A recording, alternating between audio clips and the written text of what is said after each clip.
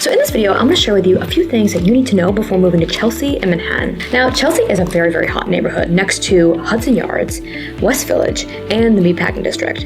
I mean, some people say the Meatpacking District is technically in Chelsea, but from a real estate agent perspective, it is considered two separate neighborhoods. Now, I would say that Chelsea is filled with a ton of really great restaurants, and some ranging from like casual, trendy, but not really like a pretentious vibe, more like low-key. I would say overall, the neighborhood is really a great place to like grab a drink with a friend. Like if you're looking to meet up with someone who lives in Midtown versus downtown or something like that, Chelsea is a really great meeting spot for the both of you. Now, the housing options really do vary in Chelsea if you look at the market as a whole. Now, townhomes and converted townhomes are very popular in the neighborhood. So you do have walk-up apartments there, but you also do have a lot of high-rise luxury buildings as well. And a good amount of new construction has been built up in the neighborhood over the past decade as well. I would say for the most part, I think that Chelsea has decent public transportation. In Chelsea, the subways run as far as 8th Avenue. So if you live west of 8th Avenue, you are going to have to walk in to get a subway.